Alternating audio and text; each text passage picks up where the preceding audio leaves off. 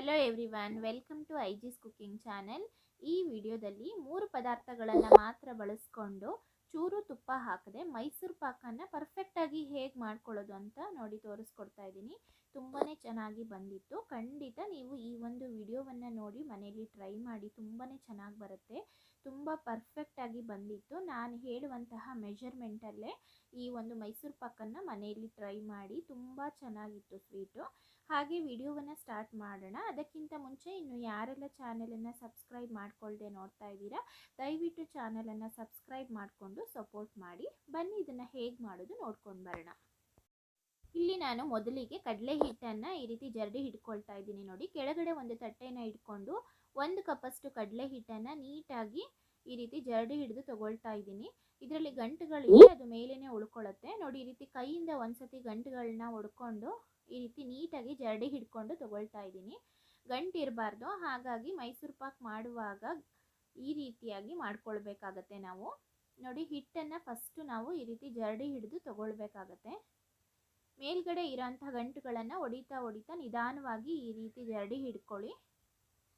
ಆಗ ಕೆಳಗಡೆ ತುಂಬ ಸಾಫ್ಟ್ ಆಗಿರುವಂತಹ ಹಿಟ್ಟು ಸಿಗುತ್ತೆ ನಮಗೆ.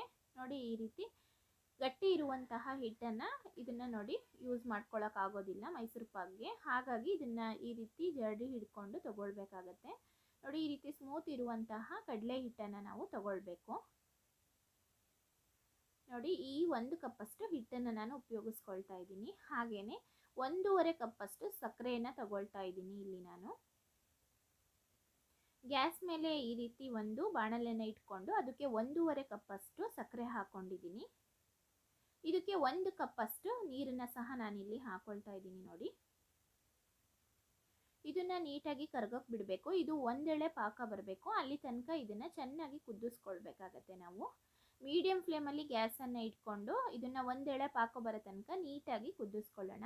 ಹಾಗೆಯೇ ಈ ಕಡೆ ಎಣ್ಣೆಯನ್ನು ಬಿಸಿ ಮಾಡ್ಕೊಳ್ತಾ ಇದ್ದೀನಿ. ಇನ್ನೊಂದು ಬಾಣಲೆಗೆ ನೋಡಿ 1.5 ಕಪ್ಪಷ್ಟು ಎಣ್ಣೆನ ಬಿಸಿ ಮಾಡ್ಕೊಳ್ತಾ ಇದ್ದೀನಿ. ಇಲ್ಲಿ ನಾನು ತುಪ್ಪನ ಉಪಯೋಗಿಸ್ಕೊಳ್ತಾ ಇಲ್ಲ, ಹಾಗಾಗಿ ಎಣ್ಣೆನ ಬಿಸಿ ಮಾಡ್ಕೊಂಡಿದ್ದೀನಿ.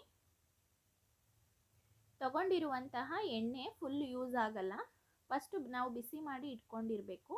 ಇದು ನಾವು ಮಾಡುವಾಗ ಅಗತ್ಯ ಬಿದ್ದರೆ ಪೂರ್ತಿ ಉಪಯೋಗಿಸ್ಕೊಳ್ಳೋಣ.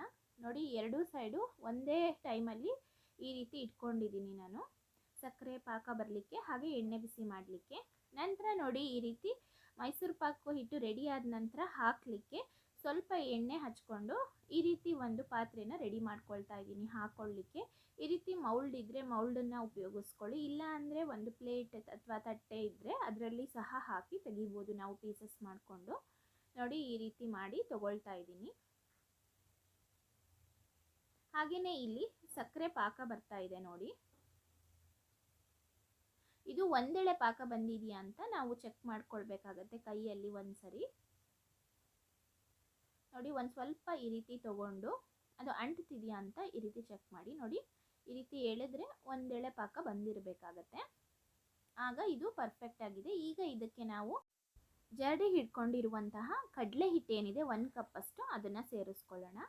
ನೋಡಿ, ಸ್ವಲ್ಪನೇ ಹಿಟ್ಟನ್ನು ಹಾಕ್ಕೊಂಡು ಈ ರೀತಿ ಚೆನ್ನಾಗಿ ತಿರುಗಿಸ್ಕೊಳ್ಬೇಕಾಗತ್ತೆ. ಗ್ಯಾಸನ್ನು ಲೋ ಫ್ಲೇಮಲ್ಲಿ ಇಟ್ಕೊಂಡು ಈ ರೀತಿ ಮಾಡ್ಕೊಳ್ಳಿ.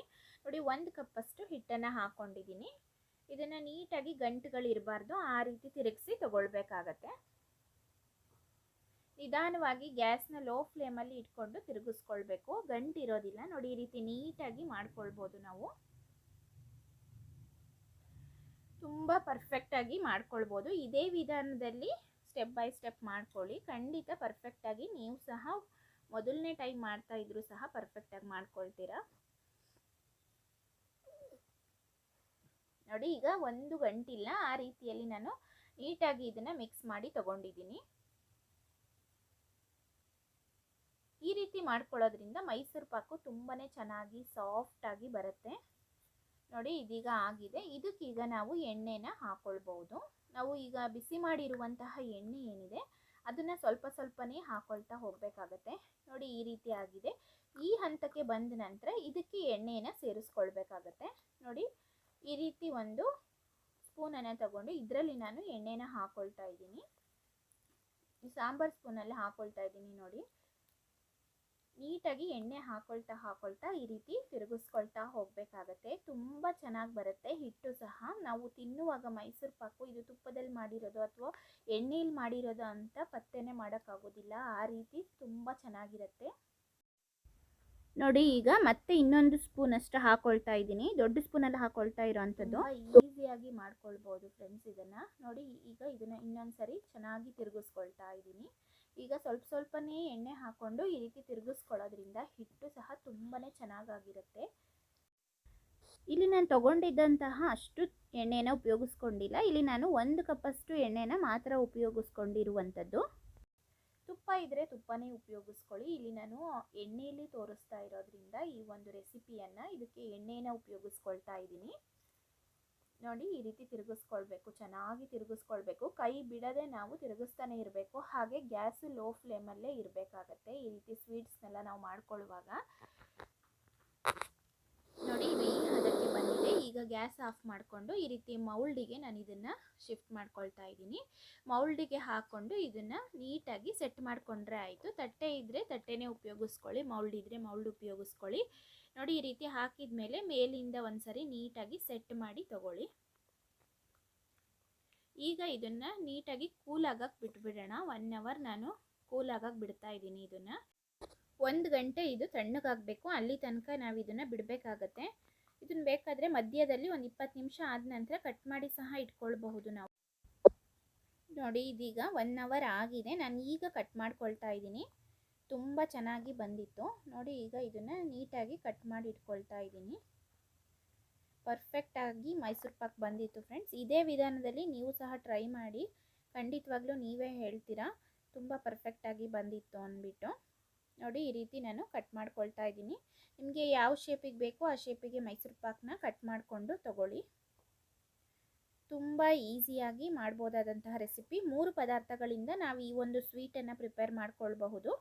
ಮನೇಲಿ ಯಾರೆಲ್ಲ ಸ್ವೀಟ್ ತಿನ್ನಬೇಕು ಅಂತ ಡೈಲಿ ಇಷ್ಟಪಡ್ತಾ ಇರ್ತೀರಾ, ಖಂಡಿತವಾಗ್ಲೂ ಈ ರೀತಿ ಮೈಸೂರು ಪಾಕನ್ನು ಮಾಡಿ ಇಟ್ಕೊಳ್ಬೋದು. ನಾವು ಒಂದು 15 ದಿನ ಇಟ್ಟರೂ ಸಹ ಇದು ಹಾಳಾಗೋದಿಲ್ಲ. ನೀಟಾಗಿ ಸ್ಟೋರ್ ಮಾಡಿ ಇಟ್ಕೊಳ್ಳಿ. ನೋಡಿ, ಈ ರೀತಿ ಪೀಸಸ್ ಆಗಿ ಕಟ್ ಮಾಡಿ ತೆಗಿತಾ ಇದ್ದೀನಿ.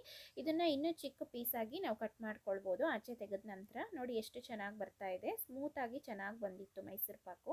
ನಾನಿಲ್ಲಿ ತಗೊಂಡಿದ್ದಂತಹ ಎಣ್ಣೆ ಏನಿತ್ತು ಅದು 1.5 ಕಪ್ಪಷ್ಟು ನಾನು ತೊಗೊಂಡಿದ್ದೆ. ಅದರಲ್ಲಿ 1 ಕಪ್ಪಷ್ಟು ಮಾತ್ರ ಉಪಯೋಗಿಸ್ಕೊಂಡಿದ್ದೆ ಟೋಟಲಾಗಿ. ಇನ್ನೂ ಅರ್ಧ ಕಪ್ಪಷ್ಟು ಹಾಗೆ ಉಳ್ಕೊಂಡಿತ್ತು, ಫುಲ್ ಯೂಸ್ ಮಾಡ್ಕೊಂಡಿಲ್ಲ. ಆದರೂ ಸಹ ನೋಡಿ, ಮೈಸೂರು ಪಾಕು ತುಂಬಾ ಸಾಫ್ಟಾಗಿ ಚೆನ್ನಾಗಿ ಬಂದಿತ್ತು. ಅಲ್ಲಿಗೆ ನಾನು ಯೂಸ್ ಮಾಡಿರುವಂತಹ ಕ್ವಾಂಟಿಟಿ 1 ಕಪ್ಪಷ್ಟು ಕಡಲೆ ಹಿಟ್ಟಿಗೆ 1 ಕಪ್ಪಷ್ಟು ಎಣ್ಣೆ ಉಪಯೋಗಿಸ್ಕೊಂಡಿದ್ದೀನಿ. ಹಾಗೆ 1.5 ಕಪ್ಪಷ್ಟು ಸಕ್ಕರೆನ ಉಪಯೋಗಿಸ್ಕೊಂಡು ಈ ಒಂದು ಮೈಸೂರು ಪಾಕನ್ನು ಮಾಡ್ಕೊಂಡಿದ್ದೀನಿ. ನೋಡಿ, ಈ ಒಂದು ಹದಕ್ಕೆ ಮೈಸೂರು ಪಾಕು ಬಂದಿದೆ.